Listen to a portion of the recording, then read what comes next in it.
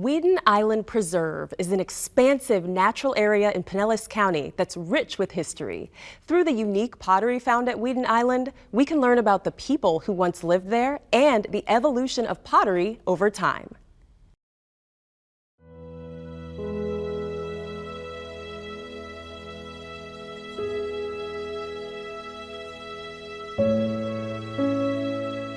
The Weedon Island Preserve is a little over 3,000 acres.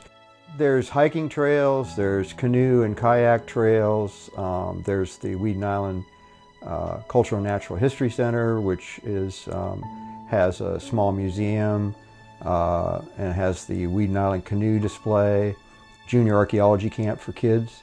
And so there's a variety of activities out here that the public can participate in. The Weedon Island pottery is probably, and this is the opinions of a variety of people besides me, professional archaeologists, probably some of the most well-made and distinctive pottery in the southeastern United States.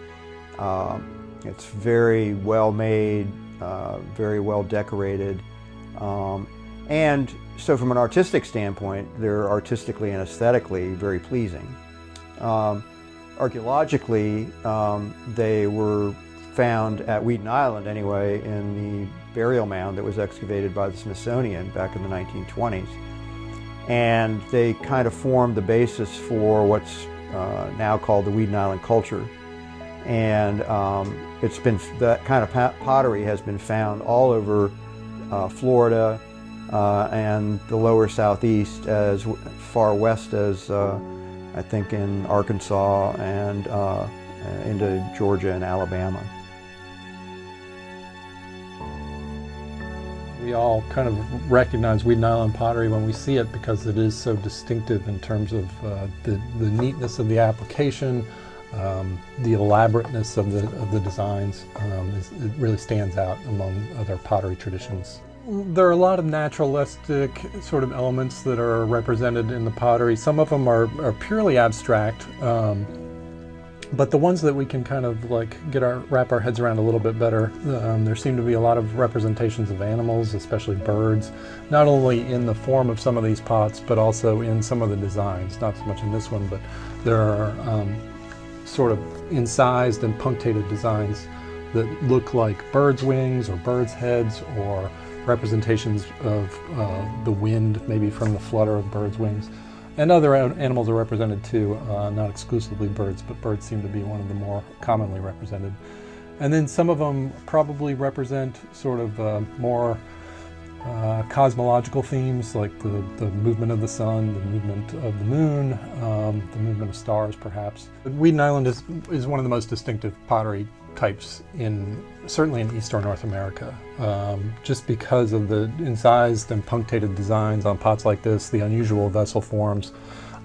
We see certain elements of this pottery that show up elsewhere in different types in different places, but Weedon Island was recognized like 100 years ago as a really distinctive type of pottery, even before they had the name Weedon Island.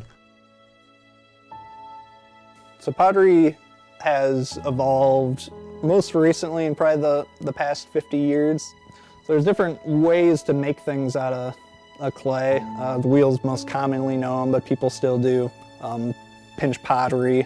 They just take a ball of clay and kind of pinch it with your hands, or people will make coils out of clay, so they'll roll them out and kind of stack them and build it. So pottery is more than just a functional vessel. It can get across ideas. It's something that it's easiest to get art into a home through something accessible and that you use. I think pottery is something that is important to St. Petersburg community. Just through Second Saturday events, we get probably 100 to 200 people coming through every second Saturday to look at the new shows we have up. We showcase artists from around the country and around the world.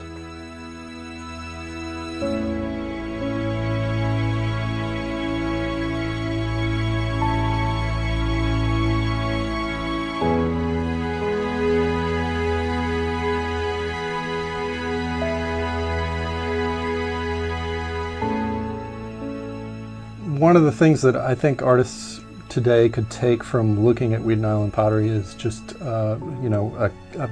understanding that connection that people have with the natural world and drawing inspiration from that.